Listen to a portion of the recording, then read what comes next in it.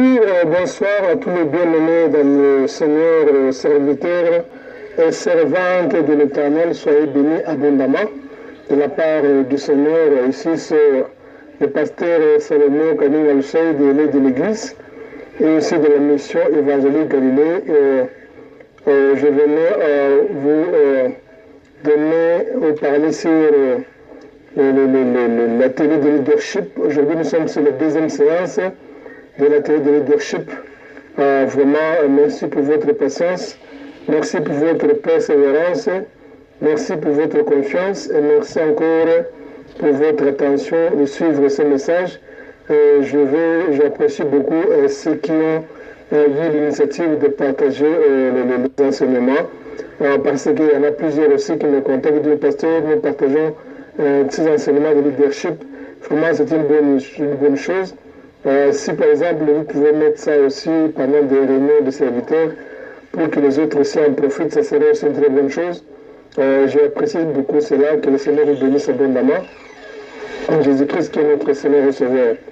Voilà, vraiment, sans plus tarder, je pense bien, il y en a plus de 100 personnes que j'envoie ces audios aussi, sans oublier les plateformes que nous avons partout, comme l'étoile brillante du matin.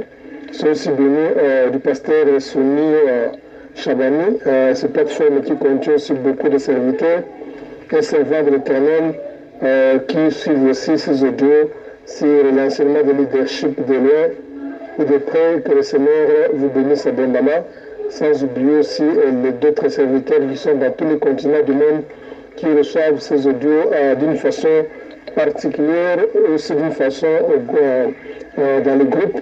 Je le fais aussi, soyez bénis. Alors, la fois passée, nous avons parlé sur le don de leadership et nous avons parlé que le don de leadership épingle 4 points essentiels.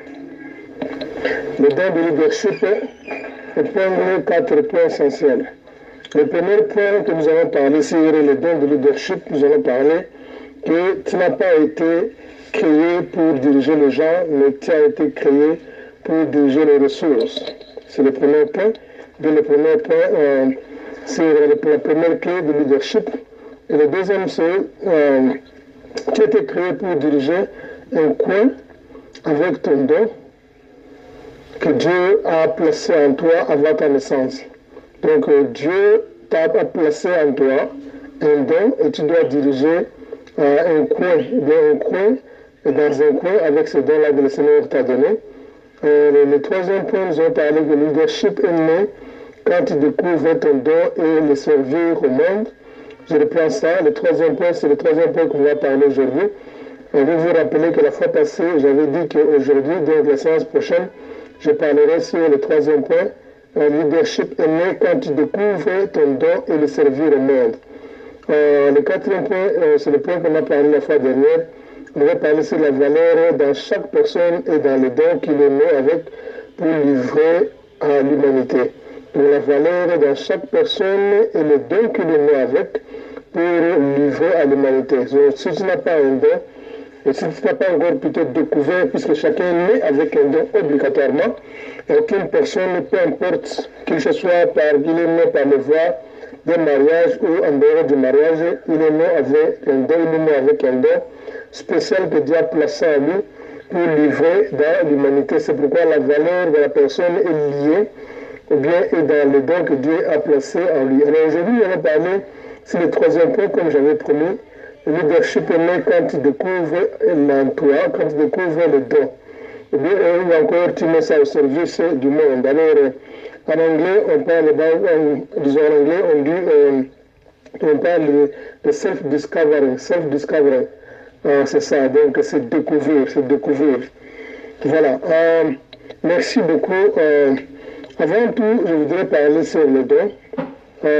Qu'est-ce que le don? Le don, c'est quelque chose que Dieu place dans la vie d'un leader. Quand il est né, avant que Dieu puisse l'envoyer dans le monde, Dieu met à lui d'abord un colis. Ce colis-là est lié avec sa vie. Et Dieu lui envoie dans le monde avec une mission déterminée. Il va utiliser son don pour accomplir sa mission. Je reprends ça encore. Le don, c'est quoi? C'est quelque chose, un colis que Dieu place dans la vie d'une personne. Avant sa naissance, Dieu place ce colis à lui et Dieu lui envoie dans le monde avec une mission précise pour accomplir moyennant le don que Dieu a placé en lui. Comme un petit exemple, on veut parler le sel. La Bible dit, vous êtes le sel de la terre. Si le sel perd sa saveur, avec quoi le faisons quoi, voilà. Vous êtes le sel. Le sel n'est pas utile si, par exemple, il n'y a pas de saveur. Le don du sel, c'est la saveur. Nous gardons le sel dans nos maisons à cause de la saveur. Donc, le don du sel, c'est la saveur. Le sel est lié avec la saveur. S'il n'y a pas la saveur dans le sel, puis le sel devient moins utile. La Bible dit que c'est bon à jeter dehors, à être foulé aux pieds. Donc c'est de la même manière avec un leader. Un leader est utile quand il découvre le don que Dieu a placé en lui. Et le don d'un leader est comme la saveur en lui. Donc aussi longtemps que vous êtes leader et vous ne connaissez pas encore le don, et tu n'as pas encore découvert le don que Dieu a placé en toi, c'est-à-dire tu es une personne vraiment, on ne peut même pas te parler que tu es leader, puisqu'en principe, la personne la plus malheureuse sur la terre, c'est celui qui n'a jamais découvert le don que Dieu a placé en lui. C'est celui qui ne connaît, qui ne sait même pas sa raison de vivre, qui ne connaît pas qu'est-ce qu'il est venu faire dans le monde. Si par exemple une personne ignore sa mission sur la terre, si une personne qui n'a jamais découvert son don que Dieu a placé en lui, sa mission, il n'a jamais compris ça, c'est la personne la plus malheureuse sur la terre. On ne peut jamais appeler quelqu'un un leader s'il n'a jamais fait quoi, s'il n'a jamais découvert son don, qu'on appelle le self-discovery. Il y a la grande différence entre le don et le travail. Le don, c'est quelque chose que tu vis pour ça. Tu vis pour le don que Dieu a placé en toi. Donc le don est lié avec ta vie. Tandis que le travail, c'est quelque chose que tu fais pour être payé. Je reprends ça, je ne parle pas ici du travail, je parle des dons. Le don est différent avec le travail. Le don, c'est quelque chose que tu fais pour vivre. Tandis que le travail, c'est quelque chose que tu fais pour être payé. Personne ne peut te révoquer ou personne ne peut te chasser de ton don. Personne ne peut retirer ton don. Il n'y a aucune personne qui peut retirer le don que Dieu a placé dans la vie d'une personne. Tandis que le travail, on peut te chasser du travail. Et tu peux aussi manquer ton travail si par exemple tu ne corresponds pas avec le règlement d'ordre intérieur. Mais tandis que le don, la Bible dit, Dieu ne se repent pas de ses dons, ni de son appel. Comme on dit en anglais, they can fire you from work, but no one can fire you from your gift. C'est-à-dire, on peut te chasser au travail, mais on ne peut pas jamais te chasser de ton don, puisque le don, quelque chose qui est naturel, tu nais avec ça, et personne ne peut prendre ça. Même Dieu lui-même qui t'a créé, qui t'a envoyé, qui a placé ce don en toi pour accomplir une mission, Dieu ne peut jamais prendre ce don encore. Quand la Bible dit, Dieu ne se repent pas de ses dons et ni de son appel. Le don a été toujours là. La personne peut l'utiliser ou pas, le don est toujours en toi. Dieu ne le prendra jamais jusqu'au jour que tu mourras. Et Dieu va prendre le jour que tu mourras. Dieu ne prendra que le don qu'il a placé en toi le jour que tu mourras. Alors il va te juger, c'est alors qu'il va prendre ce don-là si tu n'as pas exercé ce don-là. Dieu te laisse en vie parce qu'il a besoin que tu puisses découvrir quel est le don que Dieu a placé en toi.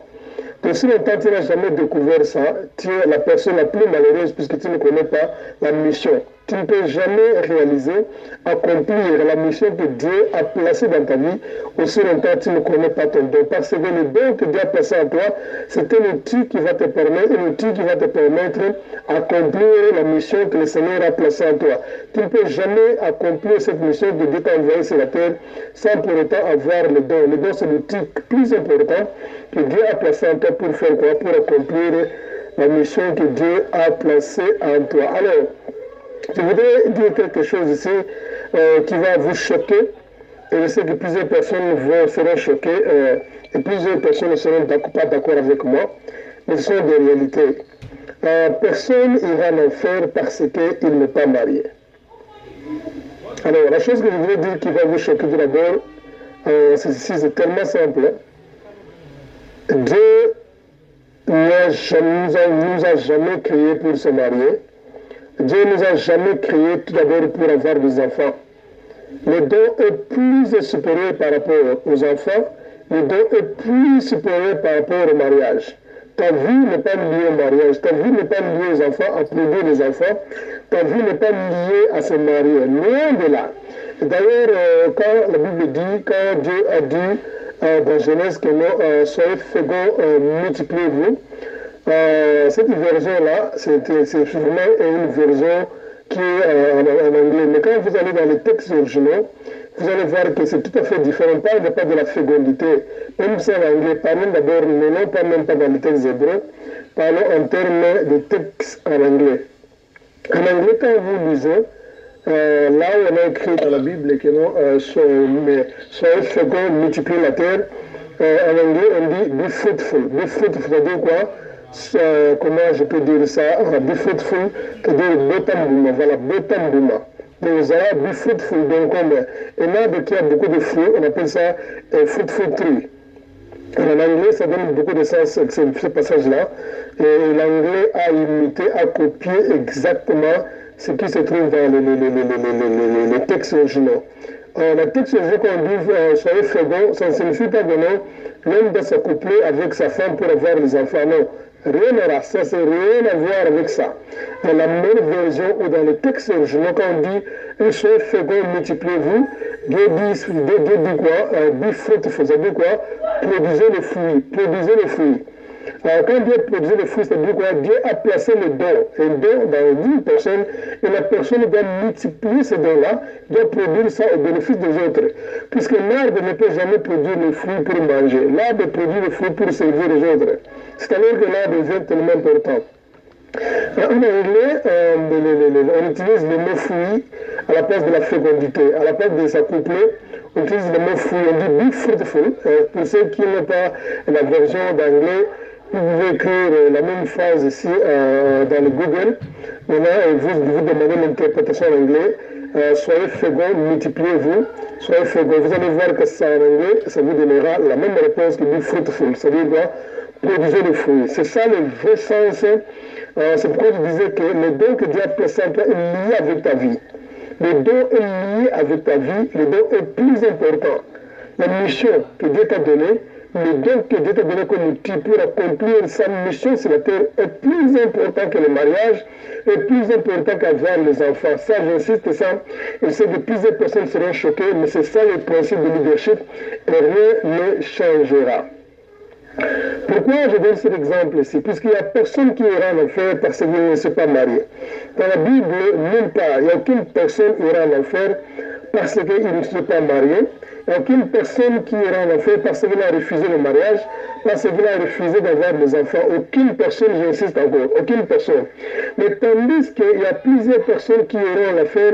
Pourquoi? Parce qu'ils n'ont pas exercer leur don, ils n'ont pas accompli la mission avec les dons comme outil que Dieu leur a donné pour réaliser sur la terre. Je vous donne un exemple sur le mariage et le don.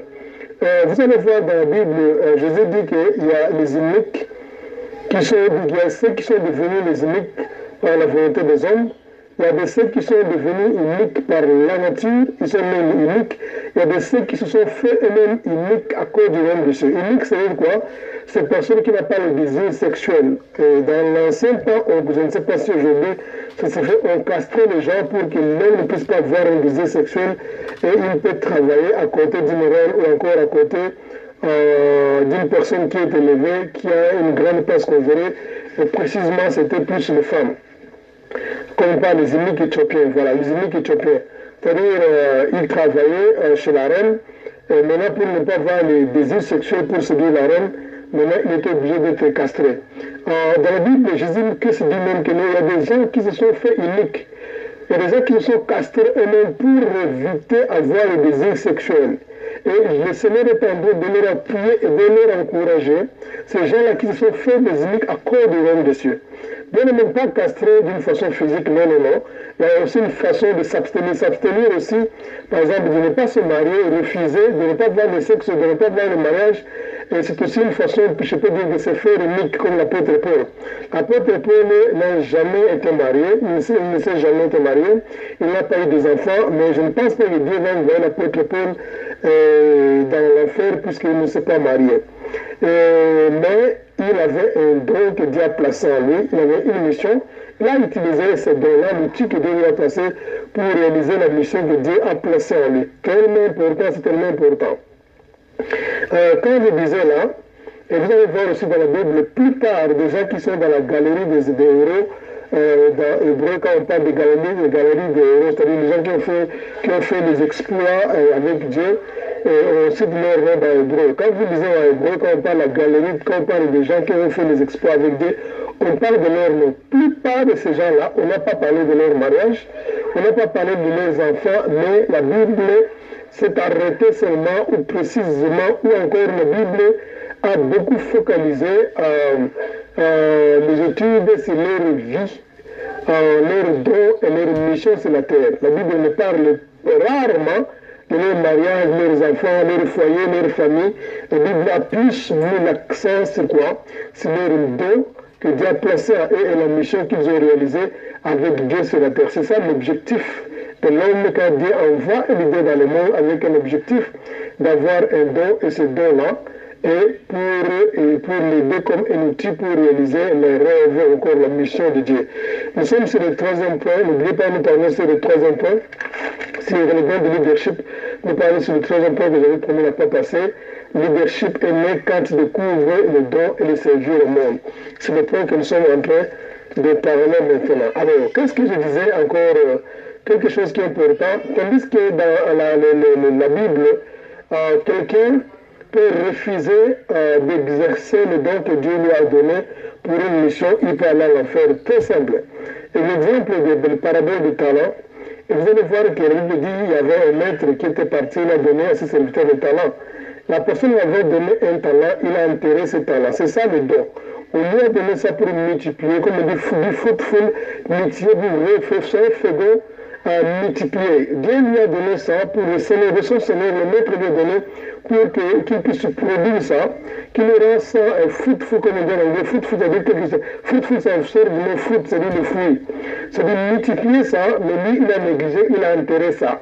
Quand il a négligé, il a enterré ça, quand le maître est venu, le maître a confisqué ses dons et on dit quoi?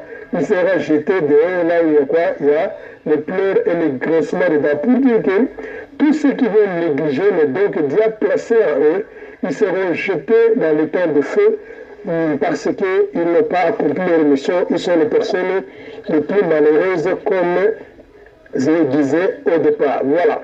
Alors, il y a encore un point important ici. Je disais que le leadership inspire et influence les gens ou son environnement avec le don. On ne peut jamais être leader sans un don. Parce que avec quoi tu vas influencer l'environnement, avec quoi tu vas influencer les gens, avec quoi tu vas inspirer les gens. Parce que le leadership consiste à influencer les gens, ou encore être inspirer les gens, ou influencer les gens, ou encore l'environnement. C'est à partir du don que tu as en toi qui va faire que non, tu deviendras influent, ou tu vas inspirer les gens, ou les gens, tu seras attractif. Les gens viendront auprès de toi. Comme on dit la Bible, attractive. Tu vas attirer les gens, tu seras attirant. Tu vas attirer les gens vers toi à partir de don que Dieu a placé en toi. Tu deviens utile parce que Dieu a placé un don en toi. C'est ce don-là qui devra être utile dans la société. Alors,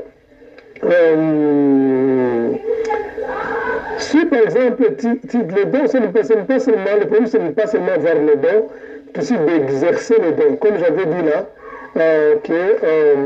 le leadership est né quand tu découvres ton don et le servir au monde. Tu peux avoir le don, mais si tu ne sers pas ça au monde, ça ne sert à rien. Puisque le monsieur là, il avait aussi le talent, un talent. Il avait le talent en lui. Il avait le don que Dieu a placé en lui. Cet exemple-ci, le parabole de talent, le Seigneur a donné ça exactement pour le leadership. Il a le don, mais il n'a pas servi le don à l'humanité aux autres. Il a intérêt cela.